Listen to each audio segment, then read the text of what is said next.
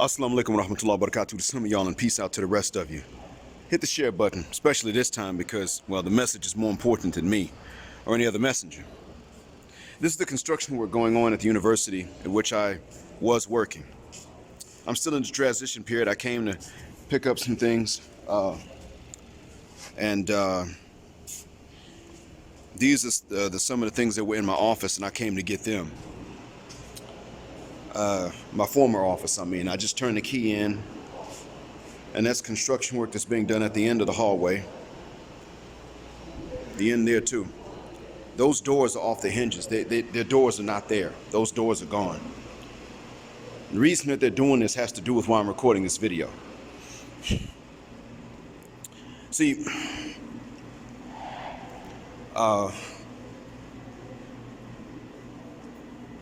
it's more construction work. But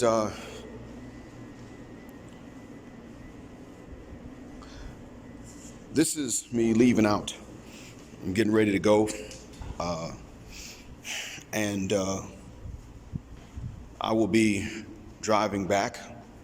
And then soon enough, I'm going to have an interview. And then after the interview, I'm going to be finding out exactly where I'll be sent. Listen, what I wanted to tell you all about is the teenage phase. And black folks, and what happens if we have our own, we do have our own country. If we had it. If we had our own country, what do you think would happen? Right now, we have some of our own. But what if we, those of us who did not have our own country before, now wound up having our own country? Then what? Well, one of the things that would wind up being the case, unfortunately,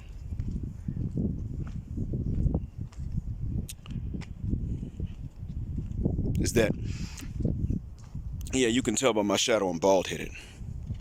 One of the things that would wind up being the case is that the state in which you see this university would still wind up being better than the nation. I'm going to continue to explain more, but off camera. Give me a moment. Let me make an adjustment. I'll continue. All right, so now I'm in the car and off camera. And since you all got a good look at what state of disrepair the university is in, you now can understand what I'm going to compare a nation of ours to. If we ran our own nation, everything wouldn't be in disarray. There would be good and bad in it like there is anywhere. But what I want you all to realize is that disarray you saw, that disrepair, and the efforts to repair it were very last minute and late because they had to do with the Ministry of Education looking at this particular university and saying, we are now reluctant to continue funding you because we have seen how quickly a university that was actually not built a long time ago has fallen into disrepair, with doors not being repaired, with windows not being repaired. I didn't show you all the whiteboards in the classrooms. Those whiteboards are inoperable just about. You can barely write on them. I didn't show you the electronic equipment inside the classrooms, with the projectors missing.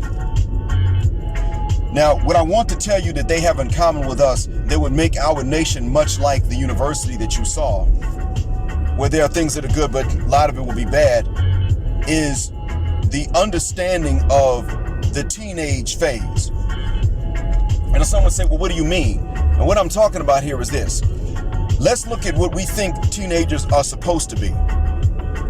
That idea that teenagers were supposed to be this, dysfunctional, combining the worst elements of childhood with adulthood and the best of neither one, as well as the idea that we should subject them to the worst of childhood and the worst of adulthood and the best of neither one, came about from a movie called Rebel Without a Cause, released in the 1950s, starring Marlon Brando.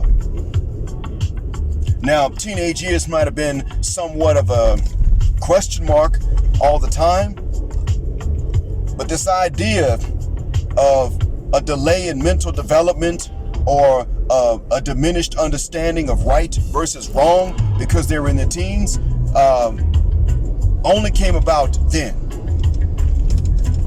I mean, who said that teens are not supposed to have a solid understanding of right and wrong? They have less experience and they have less money, but the understanding of morality is not diminished. Theirs at 17 is the same as someone's at 70. They know what's right, they know what's wrong. Now, why is it that you don't trust teenagers with many things that are important? It's because, and quiet as it's kept, most of us do trust the ones we know. But we can imagine why others would not trust teenagers in general. But where does this idea come from that we should not trust them? And I don't blame you for having this idea because teenagers themselves believe this.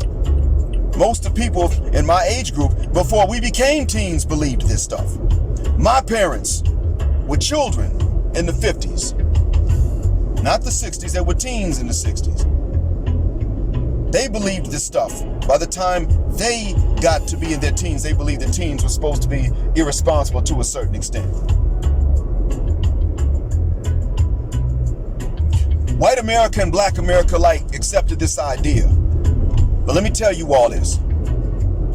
White America and Black America alike have suffered for this idea, and additionally, Black America has suffered more. Why? Simple. See, white America will give this excuse to their own teens in their courtrooms, if they even make it that far. If you are a poor white teen and you go and you go to court for doing something dumb, you could get a stiffer sentence than your wealthy white counterpart. Now imagine you are a black teen. Man, if you didn't do it and someone says you did, you're gonna catch it. So stop and think about that for a second. Why did we take on that idea when it's only gonna be weaponized against us? And we know it's gonna be weaponized against us. You know what I'm talking about, the phenomena. But understand this. We extend this excuse not so much in the context of the wider world, but we extend this excuse to our own teenagers, excuse me, before they go into a context of other black teenagers. Well, you know they're gonna do dumb stuff. Teens gonna be teens. So when they start dancing nasty and suggestively, well, you know that's teenage stuff. No, shuck that fit. If you excuse them dancing provocatively, forget the other stuff. If you will excuse the male or female dancing provocatively in public in front of other people, that is the same reason that they're not morally responsible enough for marriage. Forget the finances. Are they morally responsible enough for marriage? No, that's because we justify moral irresponsibility on their part. And this has permanent consequences, permanent effects. One of these effects goes beyond just the writing, for which I will make fun of people in their first language if they do it incorrectly, because it tells me that when you were 18, you were too cool for school. That's what it says to me. You see, if you go through your teens with a sense of diminished moral responsibility, then you apply that same thing to teens later because you think that's how they're supposed to be. But see, some of that diminishment stays with you into later adulthood. It doesn't stop. And that's where the problem comes in. That's what's bothersome about it. It shows up not just in the way we write, it shows up in our intellect, how we think, how we talk. And we need to cut that mess out. That's been our mistake right there. We've been sitting up here acting like they can't do any better because, well, you know, they teens. And then we get older and we actually have some of that still in us, because in actuality, a lot of your moral development, if you think that you are less morally responsible, or that you don't have to be as morally responsible, guess what it does? You diminish your own moral development, and you don't necessarily make up for all of it at the age at which you should. So you will have people that want to say, I know that you're young, stop right there. That means you don't have as much experience, and it means you don't have as much money. It does not mean that you have less moral responsibility. And this is part of why it is, for one, we're using the teenage years, which are traumatic for us because of the idea that we have of what it means to be a teenager already in our minds before we became teenagers ourselves. We turn around and use this traumatic life experience and the traumatic time of life by which to judge everybody else now in the manosphere. Well, you just mad because when you were a teen, fuck the shuck up. I'm mad because the teenagers were the worst of children and adults combined, all thrown in together. That's what we're all mad about. It goes beyond just who got the draws in high school and who didn't. It goes into the fact that we're still using very childish, but we think are teenage appropriate standards in adulthood. That's what's bothersome about it. But it has also diminished our moral responsibility or our moral capacity as adults artificially. And that's why we sit up and we still have to have a damn culture war as adults. Why? Well, you need swag. No, ninja, you don't. And we don't necessarily need the same extreme that the Japanese school system has either. That's also an extreme. But do we need to be more academic ourselves? Yes, the F we do. We have a lackadaisical and anti-intellectual culture, and that right in and of itself shows a problem with morality. It's immoral to have an anti-educational, anti-intellectual culture. It's immoral to have that as a subculture. We need to change what we think about teenage years in general. And the next time your preteen is watching a teeny bopper movie, which we should be doing no matter what they watch, we need to have a talk to them about what they're either about to watch or what they just watched. And we need to tell them how unrealistic that is. Not just understand that if you do this and then white folk catch you, you going up the river forever. It's not just that. It's also, you know what? Don't let that movie fool you. Being that age is not an excuse to be an idiot. Thank you for listening. Black Heart, Black Mind, Blackout, Assalamu Alaikum.